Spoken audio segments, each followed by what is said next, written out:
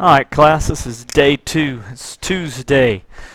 I hope the video from yesterday did a really good job of explaining what the quadratic formula is and how to use it. I didn't give you any homework yesterday. I didn't give you any really classwork. I gave you a worksheet and went over all 4 problems. But today you're going to get a worksheet that contains 8 problems.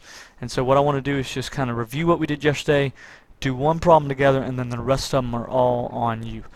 So just again, the quadratic formula, okay, is x equals, let's see if my pen's going to work, x equals opposite b plus or minus the square root of b squared minus 4 times a times c all over 2 times a.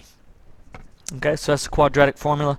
So remember that we're plugging in a, b, and c from our equation, that we're going to put parentheses around these guys here, especially the b squared. Make sure you put parentheses there so that way you don't get an error, you don't get like a domain error in your problem. Also remember that this plus and minus sign means that we're going to have 2 answers, one plus and one minus, and so that gives us 2 separate answers. And so that's pretty much what we talked about yesterday. Let's do an example together. So if you take your worksheet out, this is what it should look like. If you haven't passed them out already, please pause the video, pass them out. But we're going to work on number 1 together. So first you want to figure out our A, our B, and our C. Figure out what those values are. And if you recall, those values can be found in our problem. The A is a number in front of x squared. Well, there's no number there. Well, yes, there is. There's really an understood 1 there. So your A value comes from this guy here, the number in front of x squared. So our A value is 1. Your B value is the number in front of x. So our B value is 5. Our C value is your constant, and so that's a positive 2. Then we're going to take these values and plug it into our quadratic formula.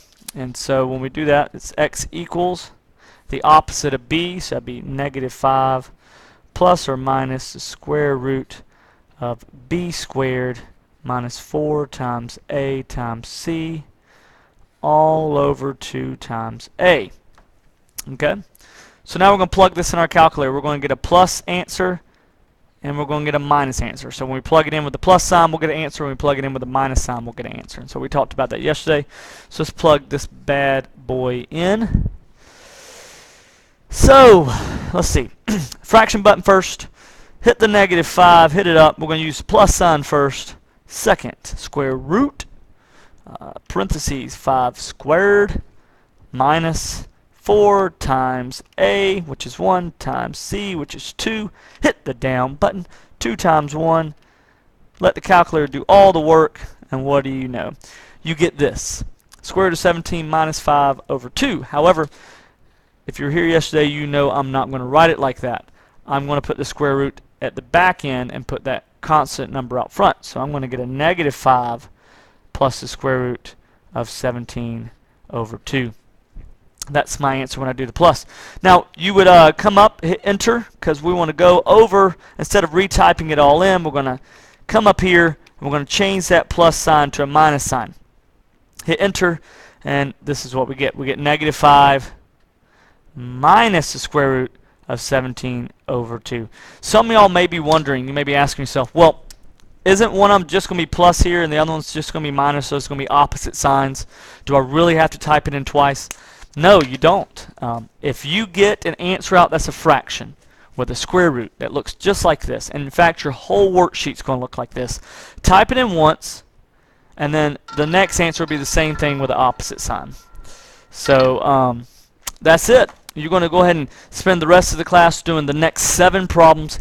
If you have trouble with this, I should have uploaded me working out every answer to the website. So if you have trouble, look up the website. You can watch me working out. Plus the answer key will be on the podium.